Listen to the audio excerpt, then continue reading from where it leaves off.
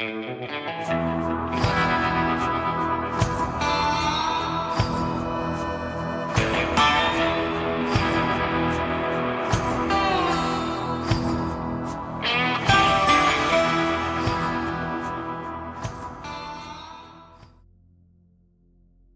Iyotaki, or Sitting Bull, was a staunch adversary of the whites from an early age.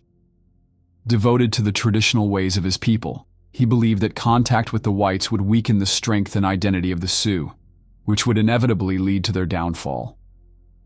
After the Battle of the Little Bighorn, Sitting Bull and his followers fled to Canada, where they remained in exile for 4 years. However, faced with starvation and the suffering of his people, Sitting Bull ultimately returned to the United States and surrendered in 1883. He was assigned to the Standing Rock Reservation in what is now South Dakota, where he maintained significant influence despite the Indian Bureau's attempts to undermine his authority. In 1890, as the Ghost Dance, a spiritual movement promising an end to white domination, gained momentum among the Sioux, Indian agents grew fearful that it might spark a Native American uprising. Believing Sitting Bull was the movement's leader, Indian agent James McLaughlin ordered his arrest. On the morning of December 15th, Indian police arrived at Sitting Bull's cabin on the Grand River. Just before daybreak, 39 Sioux Indian policemen entered the camp of Sitting Bull, with orders to arrest the chief and bring him to the crossing of Oak Creek, about 15 miles to the north, where they were to meet 2 troops of cavalry. From here, the prisoner was to be escorted to Fort Yates. Bullhead, Shavehead, and Red Tomahawk were the ranking members of the police force.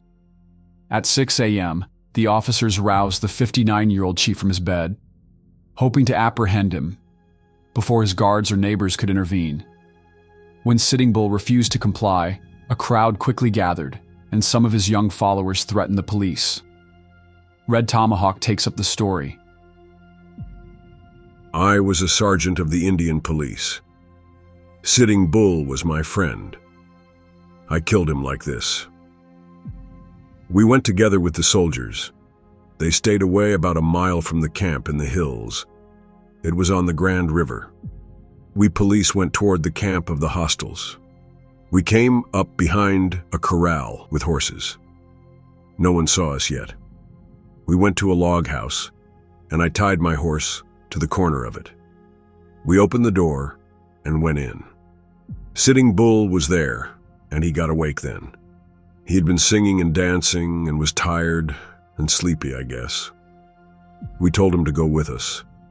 I had hold of his left arm, and I had my gun in my hand, too. I told him not to make cry for his people. We would kill him first. We got outside, and he made a loud cry as his son came around the corner of the house, and then the hostiles came. His son, Crowfoot, came and was killed right away. He went down these tracks and died. I shot Sitting Bull in the left side. He fell with his face down. I shot him again in the back of the neck then. He was dead then. There were lots of shots then. We had a battle with the hostiles. Bullhead, Shavehead, Warriors Fear Him, Broken Arm, and Hawkman were all killed. They were police like I am. Many hostiles were killed. The soldiers came up fast and shot twice with a cannon. They shot off the hind part of my horse tied to the house. They wanted to kill the police too, it looked like. The soldiers took what Sitting Bull had on to keep for medicine. One soldier hit him in the face after he was dead with a neck yoke. We piled him and the police dead into the wagons and went to Fort Yates with them. He is buried there. That is where he lies where I point. I was under orders, so I killed him. He should not have hollered.